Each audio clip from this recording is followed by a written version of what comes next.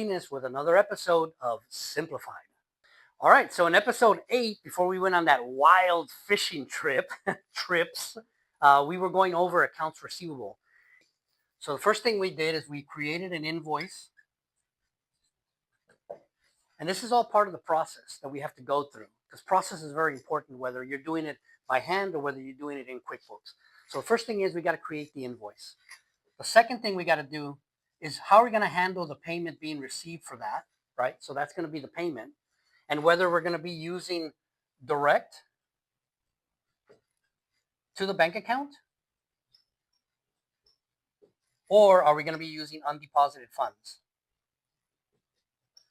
And then the last thing we got to do is we got to deposit that money into the account. So in the next scene, we're going to actually go into QuickBooks. We're going to demo it in QuickBooks. So today we're going to go ahead and start on the invoicing process, that whole process of invoicing and receiving payments, and also taking it to the bank and making the deposits. So I'm going to click here on sales, and then I'm going to click on overview here. And so we can see here where we've got overview, all sales, invoices, right, estimates. I typically like to work out of the customer section, and that way then I can go ahead and start invoicing that particular client that I have in QuickBooks. So let's go ahead and start with an actual invoice. So if I go here and I'm going to go ahead and get Garlic Buyers of America, and I'm going to go ahead and click up here on this green part, and I'm going to go ahead and click on an invoice. So I am going to then go ahead and sell them garlic, and it's going to be, I'm going to sell them 100 at $10 a bushel or a pound or whatever it is I'm going to sell this garlic for. So it's going to create $1,000, and I'm going to go ahead and save and close it. Then I'm going to click back here on this customers, and then I'm going to go ahead and now I'm going to click on jalapeno, because now I'm going to sell some jalapenos to this. So I'm going to invoice them, and I'm going to go ahead and sell them jalapenos, and I'm going to sell them 500 at $15. So now I have, who owes me, like right here, I can see the customers and I can see that they owe me money. So let me go in real quick and just show you real quick on these standard reports. And again, this is another thing I like to do. Let me go back on this one here. So I can copy this, right? Control C to copy this. And then I can click on this little plus thing up here, and I can have multiple screens. So that way, if I want to go back and look at this customer, I can look at this customer. If I want to go back to the customers here, I can see the customers and the total amount that they owe me. But then here, when I get the second one, it's the same duplicate one, but I want to look at reports. One of the important reports that you need is this accounts receivable aging summary report. So again, if you don't know how to find it, you can just look at summary, and everything will show up here. And so you can see here's the accounts receivable aging summary. So this report tells me what I have current. And so really what you want to be focusing on is who hasn't paid you, right? 31 to 60, 61 to 90, 91 over. But everything seems like it's, in the 30s, because this is what we did the first time when we started doing the actual invoicing for products, because that was a previous inventory one that we were doing where we were just producing, but we never received any payments. So, and again, I can leave this open here, or I can X out, or I can come back to this. So now I get a check. So now, I want to go ahead and Garlic Buyers of America sent me a check. So now I can go in again. I can click on them. And again, I can come in here, new, and I can click on payment. So now it knows. And so how did they pay me? Well, let's just say that they paid me through ACH.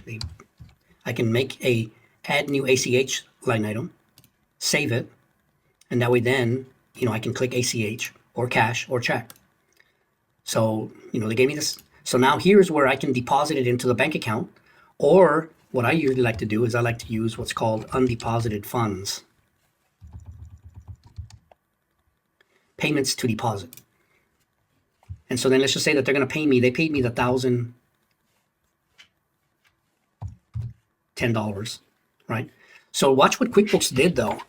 They went in and QuickBooks went in and let's just do this. Let's pretend that they sent us a $900 payment. So look at how QuickBooks came in here and he put $10 here and it put $890 here. For accounting purposes, let's just say that whole $900 was to pay invoice 1005.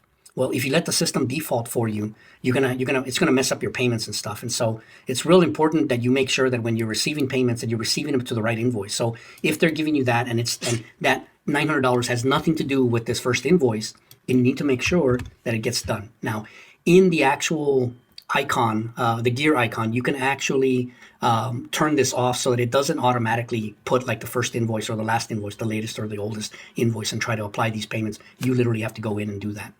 But also be careful about checking and unchecking. So again, here we would uncheck this invoice, check this one, 900, and that way it shows that they still owe $100, right? But let's go ahead and say that they sent me the whole check, the whole amount, and they went ahead and paid me. So I check marked both of these, 900, here 1,000. And so I've got 1,010 that came in, right? And you know what? That's ACH. So that one came in all by itself.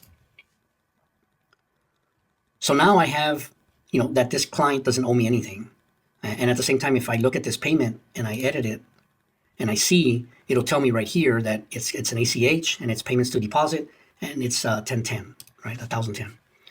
So the next thing I want to do is I want to go ahead and say, you know what? Now we got a check from Jalapeno. And I should say that they sent us 2 checks.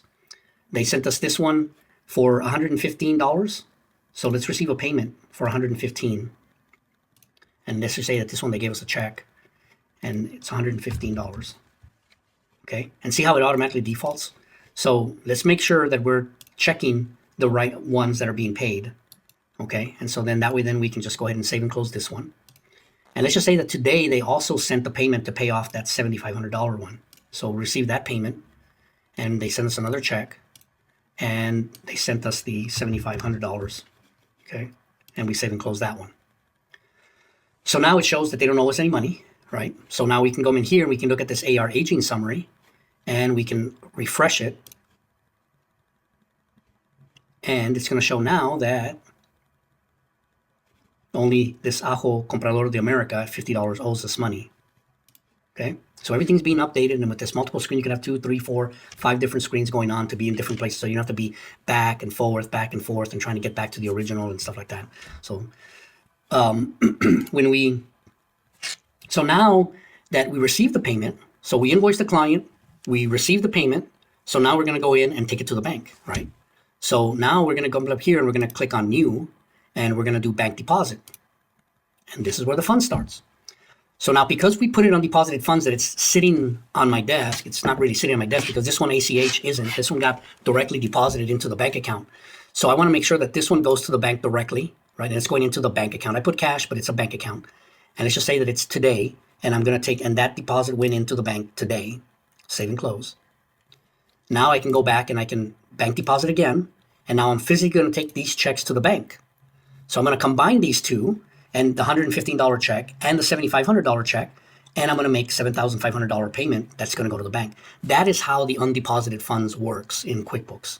So now we can save and close that. So now we can go to the bank account. So let's go to the cash, the bank account, look at it. And now we can see that in fact, there's a check deposit for $1,010 and there's a check deposit for $75, which then makes it easy when you actually go in and you reconcile so that you have a one-to-one relationship with the cash, the checks, ACH, with what's going to the bank. What I don't like to see is like if we got 3 checks and it going directly in QuickBooks, it going directly into the bank. And then we have to look, 7,600, it was actually these 2 checks. And so then in the reconciliation, I have to go in and check mark 2 of them to make the 7,000, when in reality, this was the actual amount that went to the bank to get deposited. This was the actual ACH, right? So again, to click on it here, I'm going to edit it just so we can see. And so then by editing it, it'll take you back and tell you like, okay, here's the cash, here's the 5/8, here's the buyer's, right, payment for 1010, right? And if we wanted to drill down even further, we could click on that. So it can tell us like, hey, this payment was received on the 8th, it was deposited on the 8th, and it was an ACH, right? And it paid off $10 of this one, and it paid $1,000 on this one. So again, that's the way that the QuickBooks works on the AR side with the payments, with the deposits. Thank you for joining us for another episode of Simplified. I'm your host, Fred Martinez, and don't forget to click the subscribe button.